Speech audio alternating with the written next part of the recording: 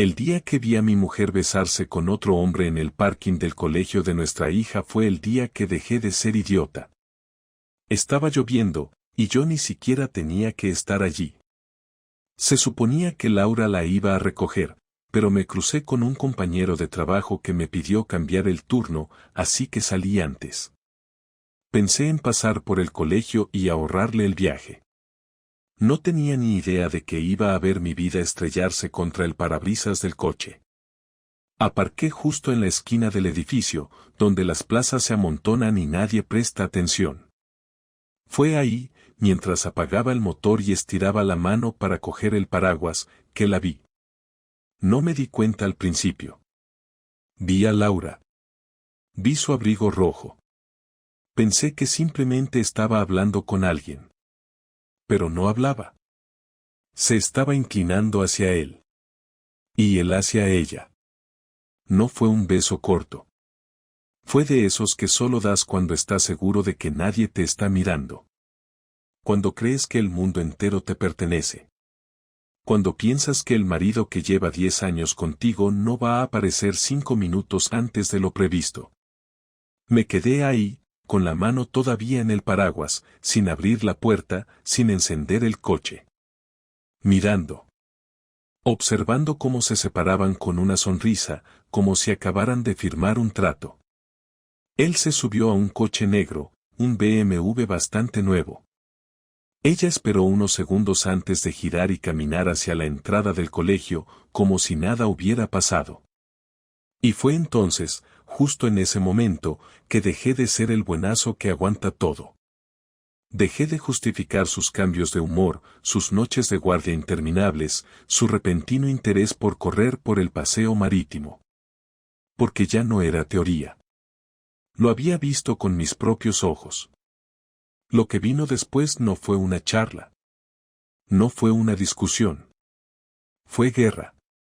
No fui a casa después de eso, conduje sin rumbo por las calles de Valencia durante casi una hora, con la cabeza llena de imágenes que no quería tener. Cada vez que paraba en un semáforo, cerraba los ojos con fuerza, como si pudiera borrar lo que había visto. No sabía su nombre, no sabía desde cuándo pasaba, no sabía si Clara estaba al tanto de algo, pero lo que sí sabía era que Laura me había besado esa misma mañana antes de irse, como si nada, como si lo nuestro no estuviera hecho pedazos ya. No me di el gusto de reaccionar con gritos ni golpes al volante, simplemente manejé en silencio hasta que ya no pude más y aparqué en el supermercado del barrio, no porque necesitara algo, sino porque no tenía fuerzas para llegar más lejos. La siguiente hora la pasé sentado en el coche, viendo a la gente entrar y salir del supermercado con sus bolsas llenas, como si el mundo siguiera girando normal, como si lo que había visto no importara un carajo. Luego, tomé una decisión. No iba a enfrentarla de inmediato. No porque quisiera pensar mejor las cosas, sino porque necesitaba saber hasta qué punto me había mentido. Ya no me valían los gestos, ni las palabras dulces, ni los besos sin sentido. Quería entender si lo nuestro era una ruina reciente o si llevaba años viviendo con alguien que no era quien decía ser. Esa noche volví a casa tarde, muy tarde. Cuando entré, Clara ya dormía, y Laura estaba en el salón, con el televisor encendido y el portátil sobre las piernas. Me miró con una sonrisa, esa sonrisa que siempre pensé que era solo para mí.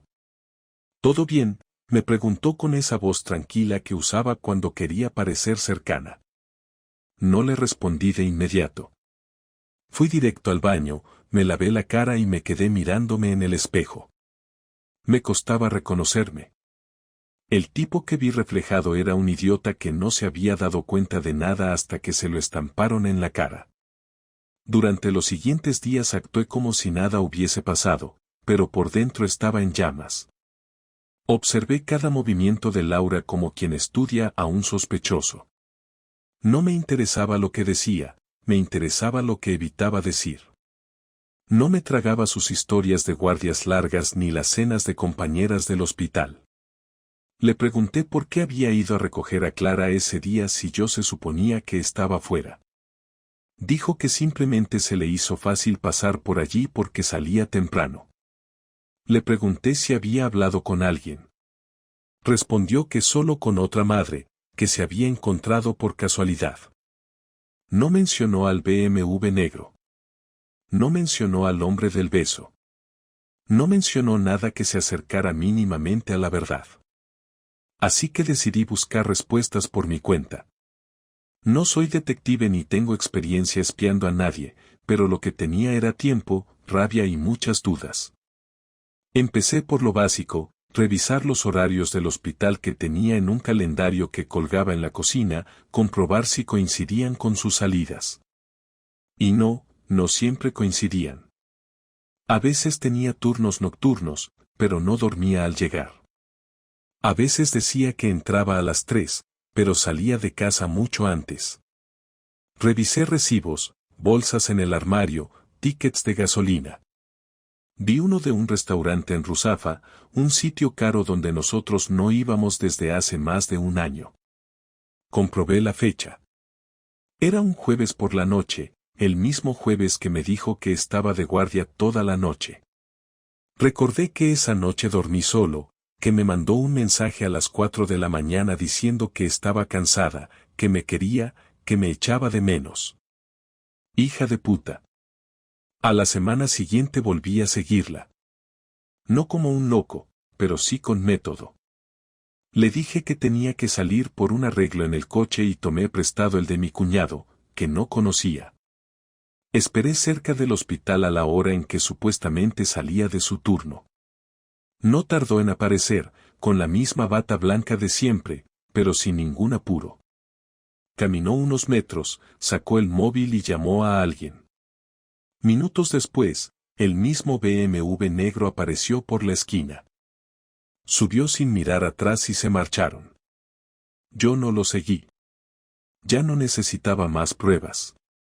Quería saber si era real. Ya sabía que lo era. Esa noche no dormí. Me senté en la cocina con una cerveza en la mano y la mirada perdida. Pensé en Clara, en cómo todo esto podía afectarla. Pensé en lo que había sido mi vida hasta ese día, en cómo había confiado ciegamente en alguien que ahora compartía su cuerpo con otro, sin remordimientos, sin respeto, sin siquiera el mínimo esfuerzo de ocultarlo bien. No era solo una traición. Era una falta de dignidad. Un desprecio. Y cuando uno descubre que lo desprecian, ya no hay marcha atrás. Lo único que queda es decidir qué hacer con toda esa mierda. El domingo por la mañana, mientras preparaba café y Clara aún dormía, Laura entró a la cocina con su pijama de algodón y el pelo recogido, como si fuera una madre cualquiera en un día cualquiera. Me preguntó si quería tostadas. Le dije que sí, sin mirarla. Ella abrió la nevera, sacó el pan, y lo metió en la tostadora. La escena era tan normal que por un momento me pregunté si había exagerado, si estaba viendo cosas que no eran. Pero entonces recordé el beso, el BMW, el ticket de restaurante, y todo lo que había ocultado. Me tragué ese momento de duda y supe que era el momento. Apagué la cafetera antes de que terminara y le dije que teníamos que hablar. Lo solté con calma, sin gritar, sin golpear nada, solo con una voz tan firme que hizo que dejara caer una de las tostadas al suelo. Se agachó para recogerla, pero yo ya estaba en la sala, sentado, esperando que viniera a sentarse frente a mí. Tardó unos minutos, pero vino. Se sentó con las manos juntas sobre las piernas, y esperó. Le pregunté si había algo que necesitaba decirme. Me miró, respiró hondo, y dijo que no entendía a qué me refería. Le dije que la había visto el otro día en el colegio, besándose con un hombre en el aparcamiento. En ese momento su rostro cambió. No fue un gesto de culpa, ni de tristeza, fue sorpresa. Como si no esperara que yo supiera algo, como si pensara que todavía podía negarlo todo. Abrió la boca como si fuera a decir algo, pero no le salía nada. Volví a hablar yo, sin levantar la voz, explicándole todo lo que había hecho esa semana, cómo había visto el coche, cómo la había seguido, cómo sabía del restaurante. Le dije que ya no tenía sentido mentirme, que solo quería entender hasta dónde había llegado su traición. Fue entonces cuando bajó la mirada y se echó hacia atrás en el sofá, como si de pronto todo su cuerpo hubiera perdido fuerza. Fue solo una vez, dijo, y no pude evitar reírme.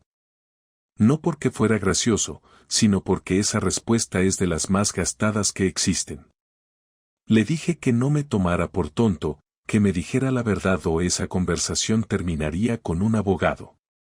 Ella se calló. Me miró durante varios segundos sin pestañear, y entonces habló. No sé cómo empezó exactamente. Fue alguien que conocí en el hospital, un enfermero nuevo, estuvo ayudándome en urgencias y empezamos a hablar. Nada raro al principio, solo charlas en los descansos. Pero luego empezamos a comer juntos, a escribirnos por las noches. Me hacía sentir que alguien me escuchaba, que se interesaba por mí. Y poco a poco empezó a pasar. No fue un plan, no me levanté un día queriendo engañarte, pero cuando quise darme cuenta ya estaba metida. Mientras hablaba, yo solo la observaba, intentando entender si al menos sentía algo de vergüenza, si había alguna parte de ella que entendiera el daño que me estaba haciendo. Pero no, su tono era más de autocompasión que de arrepentimiento. Me explicó que no había dejado de quererme, que lo suyo con él era una distracción, un escape, que últimamente se sentía sola, que nuestra rutina la había asfixiado, que necesitaba sentirse viva otra vez. Me preguntó si nunca había sentido que algo faltaba. Le dije que sí, claro que lo había sentido, pero que jamás se me ocurrió solucionarlo metiendo a otra persona en la cama. Le pregunté si lo seguía viendo, y me dijo que sí. Que intentó dejarlo, pero que él la entendía mejor que yo, que era más cercano, más emocional, que se sentía menos juzgada. Le pregunté si pensaba seguir viéndolo. No respondió. Me limité a decirle que eso ya no importaba, porque a partir de ese momento, ella haría su vida con quien quisiera, pero no conmigo. Me miró como si no lo esperara, como si pensara que esto iba a ser una conversación de celos, llantos y perdones, pero no una despedida. Entonces cambió el tono, me dijo que estaba confundida, que no quería perder a su familia, que no sabía cómo arreglar las cosas pero que quería intentarlo. Le pregunté cómo pretendía arreglar algo que había destruido con tanta tranquilidad, cómo pensaba que después de verla con otro, después de mentirme a la cara durante semanas, yo podía simplemente volver a hacer como si nada. Le dije que lo que había roto no era solo una relación, era el respeto, la confianza, la dignidad. Y eso, una vez roto, no se recompone con lágrimas ni promesas vacías. Fue ahí cuando empezó a llorar, no porque se arrepintiera, sino porque se dio cuenta de que el control se le escapaba. Le dije que no íbamos a hablar más de eso delante de Clara, que en cuanto ella estuviera con sus abuelos esa tarde, íbamos a decidir cómo dividir todo. Me dijo que no quería que nuestra hija creciera en una familia rota, que eso la marcaría. Le respondí que lo que marca a una hija no es el divorcio, sino crecer viendo a su madre mentirle a su padre y a su padre tragarse las mentiras con una sonrisa. Se levantó, sin decir nada más, y se encerró en el baño. Yo fui al cuarto de Clara, la besé en la frente, y me senté a su lado hasta que se despertó. No sabía cómo iba a explicárselo. Solo sabía que ya nada iba a ser como antes. Laura intentó aparentar normalidad los días siguientes, como si nuestras palabras en el salón no hubieran tenido peso, como si una ducha y un par de comidas en familia fueran suficientes para disimular que todo se había venido abajo. No volvió a mencionar al tipo, no volvió a pedirme perdón, simplemente se movía por la casa con una actitud apagada, como si su única intención fuera que pasara el temporal sin mayor daño. Yo, en cambio, no tenía intención de quedarme quieto esperando que la dignidad se me escapara del cuerpo con cada día que fingíamos seguir siendo una familia. No iba a gritar, ni a hacer un escándalo público, pero tampoco pensaba irme de esa casa como un imbécil. Si ella había jugado sucio, yo también sabía jugar. Y lo haría de una forma que no olvidaría. El lunes pedí unos días libres en el trabajo. Dije que necesitaba arreglar unos asuntos personales. Nadie preguntó demasiado, así que los usé para preparar lo que venía. Fui directo a casa de un amigo de la infancia, uno de esos que tienen trabajos grises en cosas que no se explican con facilidad. Me debía un par de favores desde hacía años, y esta era la ocasión perfecta para cobrarlos. Le pedí ayuda para conseguir detalles del tipo con el que Laura me había estado engañando. No sabía su nombre, pero con la matrícula del BMW fue suficiente. En menos de 48 horas tenía su nombre completo, dirección y la sorpresa de que no era soltero. Vivía con una enfermera del mismo hospital, llevaban 5 años juntos, y según lo que me dijeron, ella no tenía ni idea de lo que él hacía cuando salía de turno. No me importaba su vida, no me interesaba quién era, pero en cuanto supe que también estaba mintiendo en su casa, entendí que tenía en mis manos una forma de hacer justicia que ni siquiera requería ensuciarme demasiado.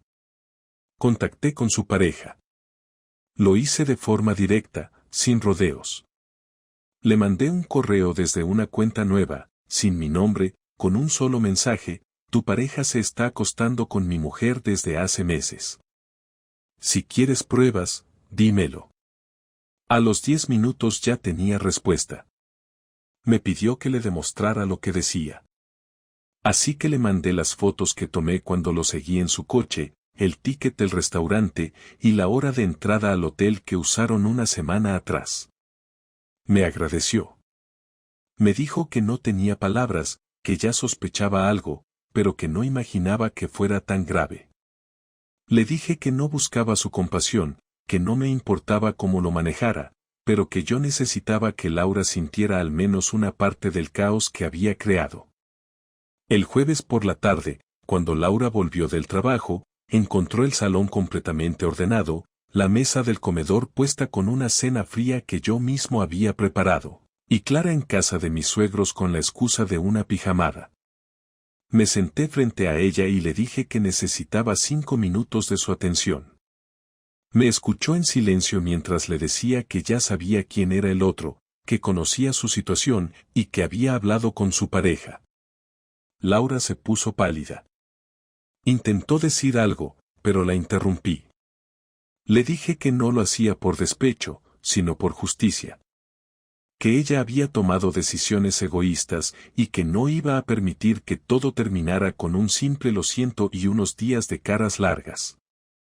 Le expliqué que esa mujer tenía derecho a saber con quién dormía cada noche, así como yo tenía derecho a no seguir aguantando a alguien que no tuvo reparos en traicionar a su familia. Laura se levantó, me miró como si no me reconociera, y dijo: ¿de verdad has hecho eso? Le respondí que sí, que era lo mínimo que podía hacer por mí mismo. Después se encerró en la habitación y no salió en toda la noche. Yo dormí en el sofá, sin ganas de discutir más, sin fuerzas para escuchar sus intentos de justificarse. Al día siguiente, cuando me desperté, ella ya se había ido. No dejó nota, no mandó mensaje. Solo desapareció por unas horas. Volvió al mediodía, más calmada, sin lágrimas ni rabia, y me preguntó si había pensado en lo que haríamos con Clara. Le dije que Clara no tenía por qué pagar nuestras decisiones, que no iba a envenenarla con palabras ni a usarla como excusa para quedarnos juntos. Le dije que hablaríamos con ella juntos, que no le mentiríamos, pero que lo haríamos de una forma que no la destrozara. Aceptó sin discutir. Estaba derrotada, y no por mí, sino por el peso de su propia mierda. El sábado nos sentamos con Clara en el sofá y le dijimos que mamá y papá ya no iban a vivir juntos. No entramos en detalles. Ella lloró, claro. Es una niña. Nos preguntó si era culpa suya, y eso me dolió más que cualquier infidelidad. Le dijimos que no, que no había hecho nada mal, que a veces los adultos cometen errores y que eso no tenía que ver con lo que sentíamos por ella. Prometimos que la veríamos igual, que seguiríamos siendo sus padres. No sé si nos creyó, pero al menos asintió con la cabeza. Cuando todo terminó, Laura volvió a encerrarse en la habitación. Yo salí al balcón, me encendí un cigarro aunque llevaba meses sin fumar y me quedé mirando al edificio de enfrente. No me sentía mejor. No sentía alivio. Pero al menos, por una vez, había tomado el control. Y eso, por mínimo que fuera, valía algo.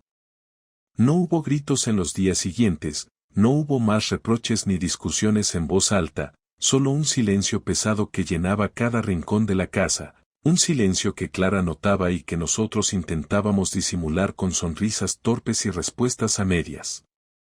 Laura y yo convivíamos en la misma casa pero ya no teníamos nada que decirnos que no fuera práctico, funcional, lo justo para coordinar los horarios de nuestra hija y fingir que aún había algo parecido a una familia en pie. Dormíamos en habitaciones separadas y evitábamos cualquier contacto innecesario. Aún así, dentro de mí, algo seguía latiendo con fuerza, no era rabia ni dolor, era una especie de cansancio mezclado con necesidad de cerrar todo como se cierra una herida antes de que se infecte. Sabía que necesitábamos tener esa última conversación, no para buscar reconciliaciones, sino para dejar las cosas claras y dejar de vivir en esa pausa constante que ya no servía a nadie. La oportunidad llegó un viernes por la noche, Clara había salido a cenar con sus primos y sabíamos que no volvería hasta el día siguiente. Laura estaba en la cocina fregando unos platos que ni siquiera había ensuciado, simplemente necesitaba hacer algo con las manos. Me senté a la mesa, sin decir nada al principio. Ella lo notó, porque se secó las manos y se giró para mirarme. No dijo nada tampoco. Esperó. Le dije que necesitábamos hablar, sin rodeos. Ella sintió y se sentó frente a mí. Me miró como si ya supiera lo que venía, como si esa escena la hubiera repasado mentalmente más de una vez.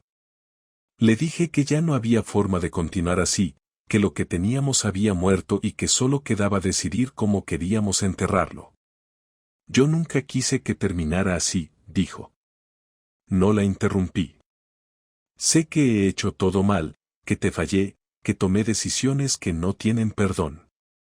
Pero no te mentí cuando dije que no lo planeé, que simplemente me dejé arrastrar. Y eso no lo digo para justificarme, lo digo porque me he pasado estas semanas buscando una explicación, y no la tengo. Solo sé que me sentía vacía y que ese tipo, por un tiempo, llenó algo que no sabía que estaba roto. Le respondí que entendía lo que decía, pero que no me servía. Que no podía quedarme en una relación donde el otro había cruzado todas las líneas y después esperaba comprensión. Que no era cuestión de orgullo, era cuestión de dignidad. Le pregunté si quería seguir con su nueva vida, si pensaba continuar viéndose con él. Bajó la mirada y dijo que no, que todo había terminado desde el día en que su pareja descubrió la verdad. Le pregunté si era porque ya no sentía nada o porque tenía miedo. Me dijo que un poco de las dos cosas. Que después del desastre, ya nada tenía sentido. Que lo único que quería ahora era reconstruir su vida, aunque no supiera por dónde empezar. Le pregunté qué quería hacer con el divorcio.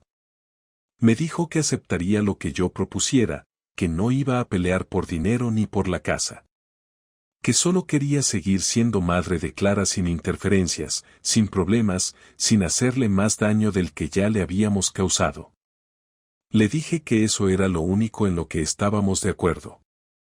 Que Clara no iba a ser una excusa para chantajes emocionales ni para mantener un vínculo artificial. Ella sintió y por primera vez en semanas la vi llorar sin intentar dar pena. Lloró en silencio, sin moverse, con los ojos clavados en la mesa. Yo no lloré, no porque no lo necesitara, sino porque ya lo había hecho todo por dentro. Le dije que me iría de casa en cuanto encontrara un piso cerca, que intentaría que la mudanza no afectara a Clara. Me dijo que ella podía irse si lo prefería. Le respondí que no, que era mejor así, que necesitaba empezar desde otro lugar.